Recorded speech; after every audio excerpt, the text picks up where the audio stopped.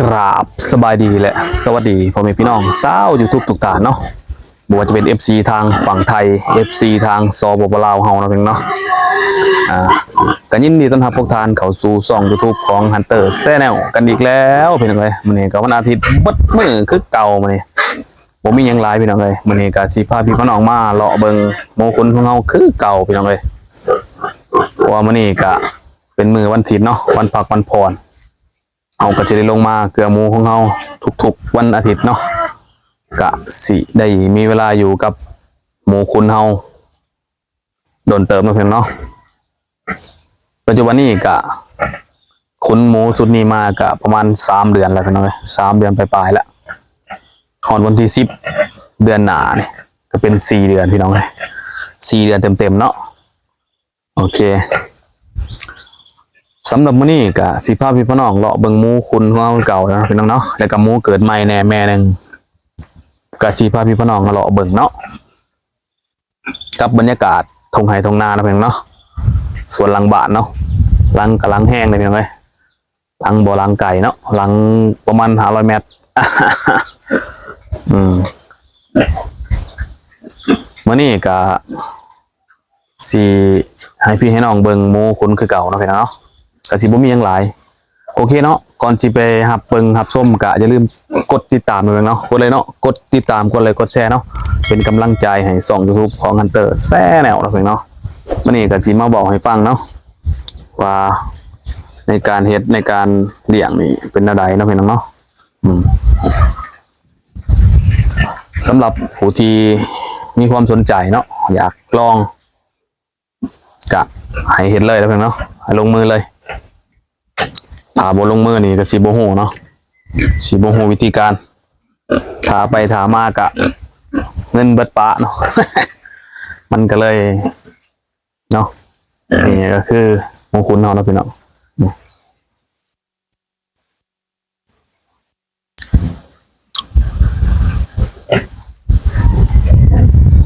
ตัวนี้กำลังเกลือเนาะ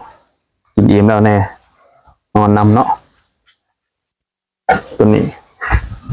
เพราะว่าคอกนี่ก็แยกออกมาจากคอกก่อนเนาะมันนี่สิมาเว้าให้ฟังเรื่องสิแสนธรรมดาเนาะในการคุณหมูเฮานี้เนาะปัจจัยหลักสำคัญนี่ก็คือต้องมีใจก่อนพี่น้องเอ้ยต้องมีใจก่อนใจอยากก่อนเนาะแล้วก็บ่ขี้เดียดเป็น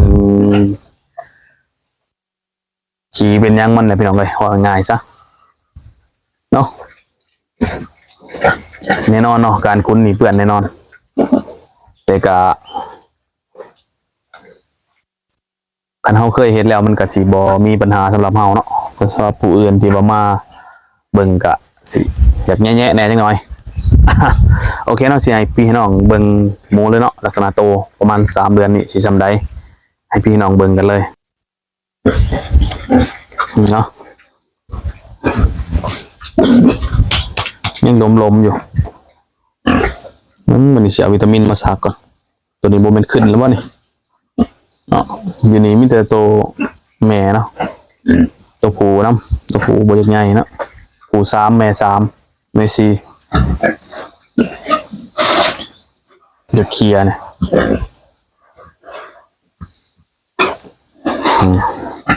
กับบรรยากาศวันอาทิตย์เนาะพี่น้องเนาะ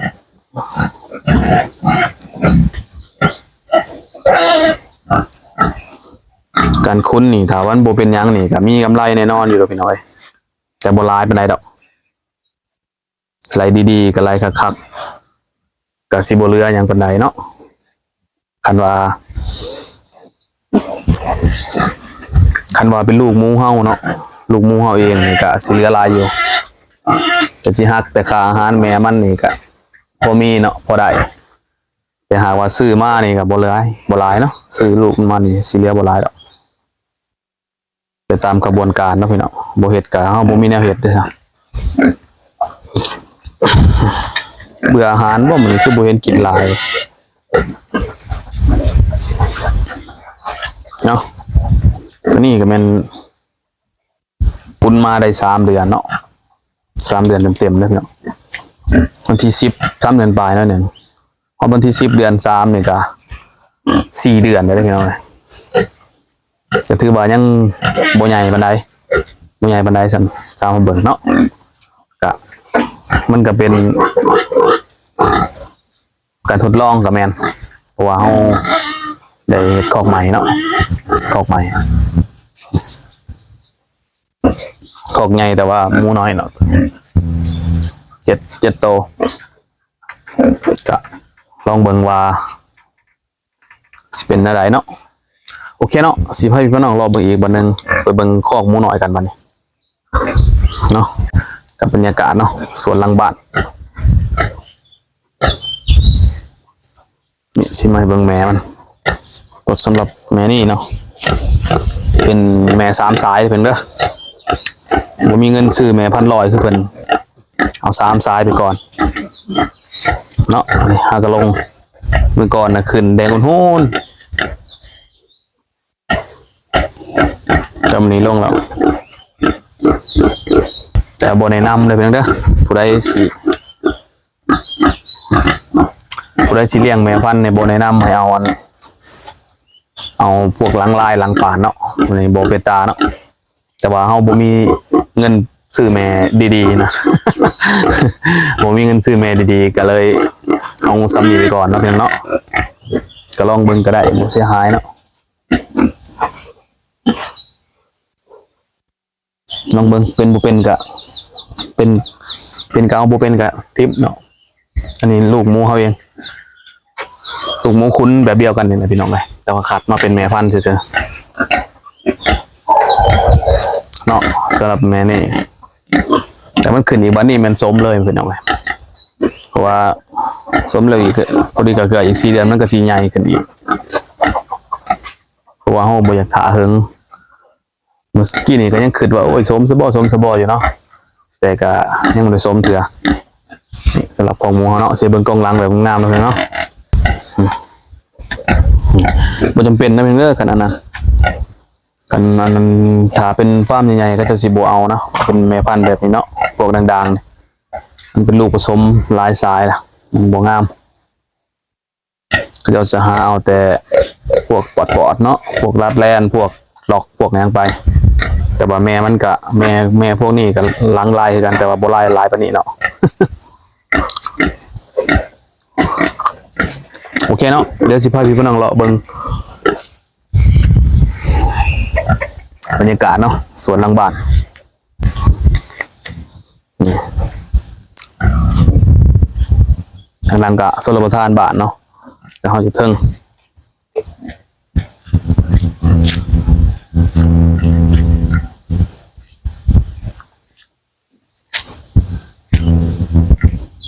นี่ขุดทองออกมาเนาะตะกี้ในห้องกี่โมเนาะห้องกี่โมไปเลยเนาะโอเคไปเบิ่งลูกหมูเกิดใหม่เนาะพาพี่น้องเราเบิ่งลูกหมูเกิดใหม่มือเกิดใหม่นี่ก็ทำเป็นน้ำแม่เลยพี่น้องเลยแม่ดีก็ได้แม่บ่ดีก็ยากเลยนี่เนาะ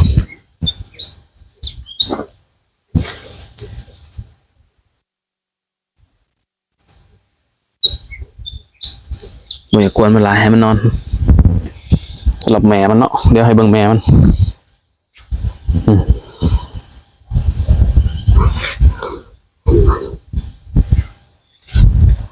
โอเคนะพี่น้องเนาะอย่างนี้ก็หมูคุณก็คือกันนะพี่น้องเนาะสุดเดียวกันกับโต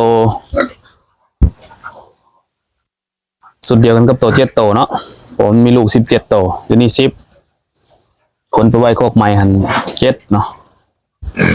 ก็ได้อยู่17 โตนะพี่เนาะ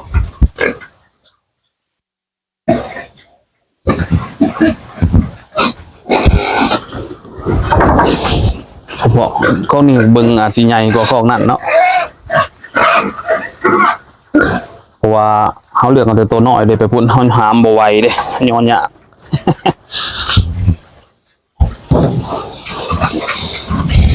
ตัวนี้ก็ยังบ่ได้มีหยังเนาะพี่น้องเนาะถ้าว่ามันถึกสุดมันเลี้ยงง่ายก็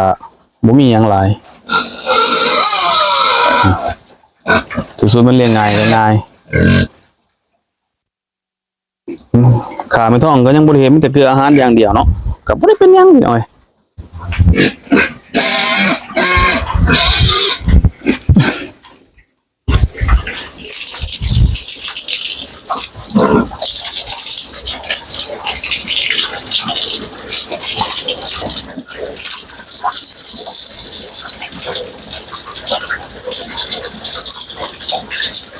กล่องนี้มันจะมีตัวแดง4ตัวเนาะ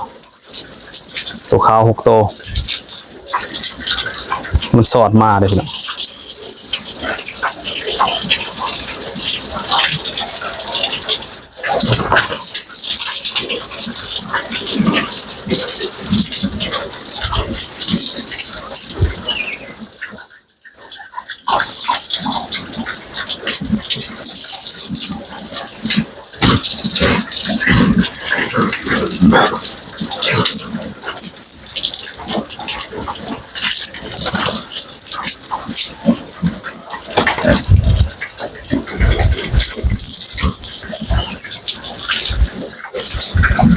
อินดี้พี่น้องเลย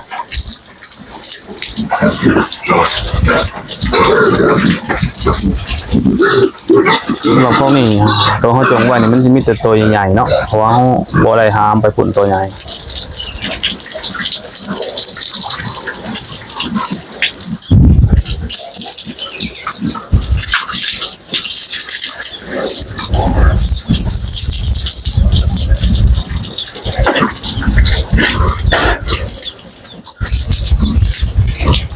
นี่ก็แม่มันเนาะม่านให้ในกระยังไข่เนาะยันโบมานอยู่เป็นนับเป็นไรเลยเหลือคักคนไหน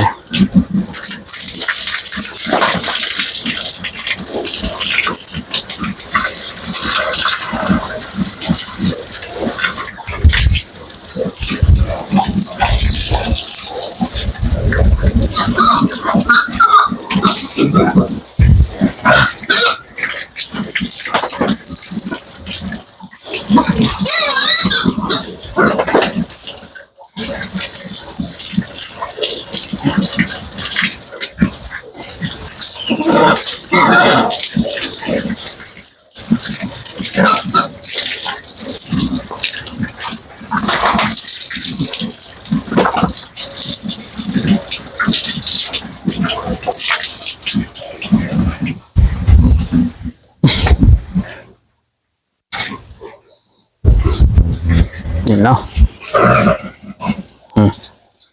จะชิ้นใหญ่แน่เนาะพี่น้องเพราะว่า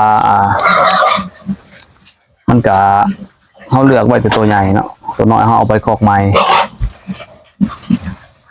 แบบมูคุ้นเขาอันนี้กะบ่ได้แย่งย่ำกลางเว้นพี่น้องเลยย่ำวันเสาร์อาทิตย์ที่ว่าบ่ได้ไปเวียกไปงานกะแย่งงูลินพี่น้องเลยบ่มีแนวเห็ดเนี่ยแนวเห็ดเท่าไหร่นี่เนาะหรือว่ากะเป็นอาชีพเสริมที่ว่าเก็บกระเป๋านักเติบนะพี่น้องเนาะ โอเคเนาะเดี๋ยวใส่เบิ้งหมูแบบเต็มอีกบันหนึ่งพี่น้อย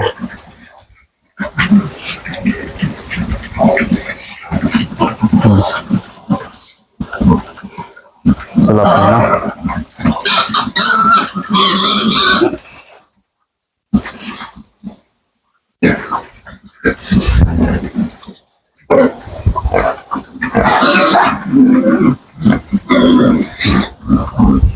เจ้าสิได้ล่างสมัยก่อนบันหนึ่งเนาะเดี๋ยวสิล่างพี่น้องเบิ่งเลย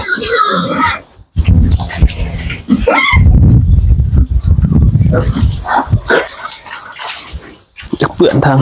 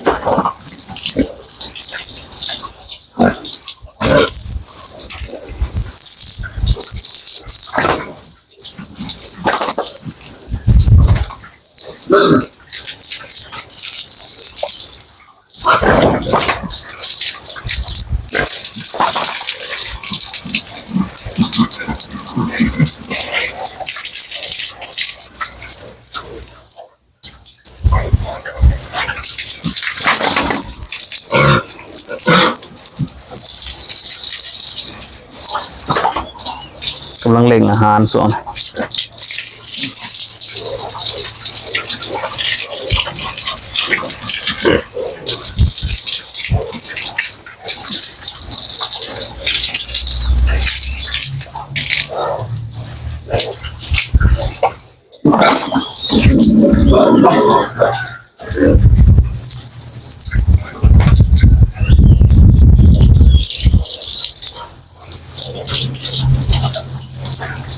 อุ้ยจ้ะ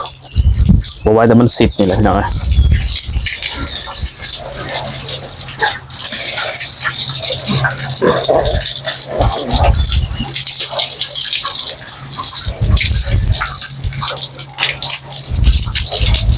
ถ้าเราคอกนี่มันลูกแม่นั่นเลยนะลูกแม่นะแม่มันกับบ่น้อยเลยแม่มันก็ใหญ่นะ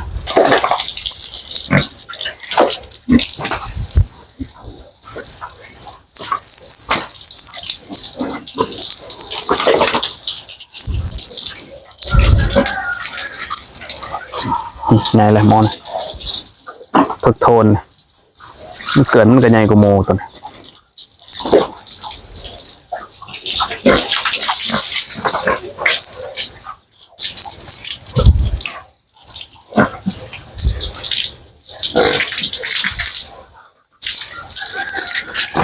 อย่า10 seconds lah.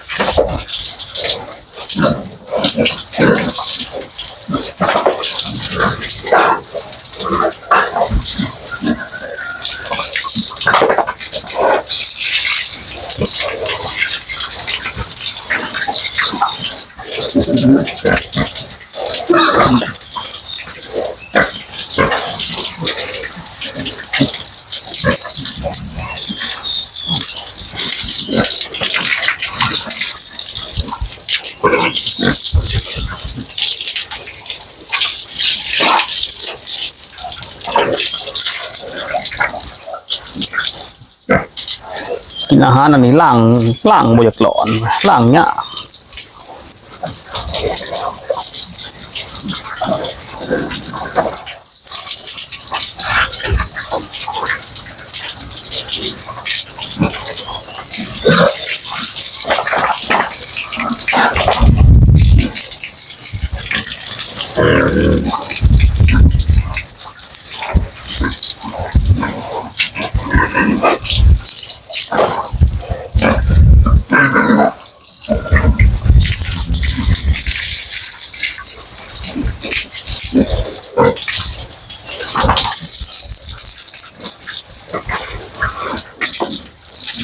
น้ำก็บ่อยากแห้งก็มันดีแล้วบ่อยากร้อนคักก็ได้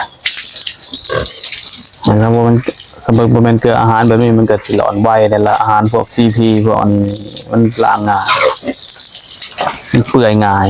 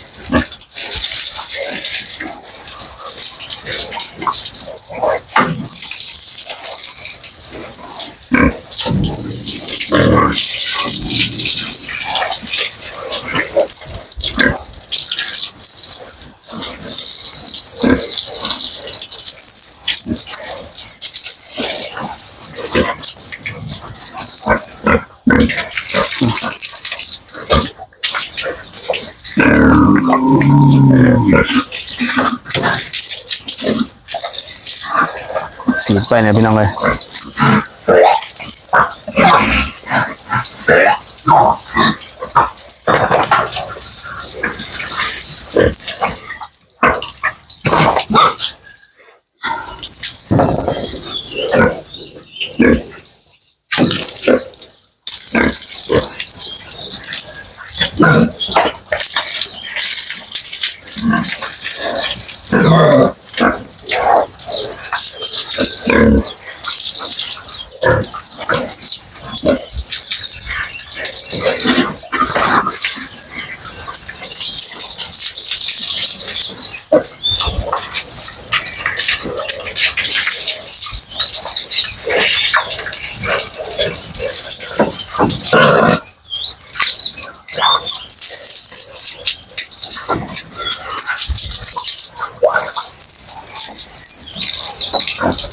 โอเคนะเพียงเนาะกะ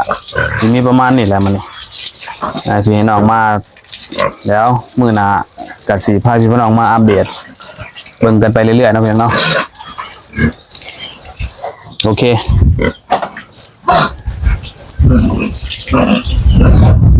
เนาะก่อนจากกันมื้อนี้ก็อย่าลืมด้วยเพียงเด้ออย่าลืมกดติดตามกดไลค์กดแชร์เนาะเป็นกำลังใจให้ช่อง YouTube ของ Hunter Channel นะเพียงเนาะจะได้กะขอบใจสำหรับการกดติดตามเนาะกดไลค์กดแชร์เป็นกำลังใจให้ช่อง YouTube ของ Hunter Channel นะเพียงเนาะก่อนจากกันมื้อนี้ก็ขอใส่พรให้พี่ให้น้องเนาะจงมีสุขภาพเข้มแข็งเนาะ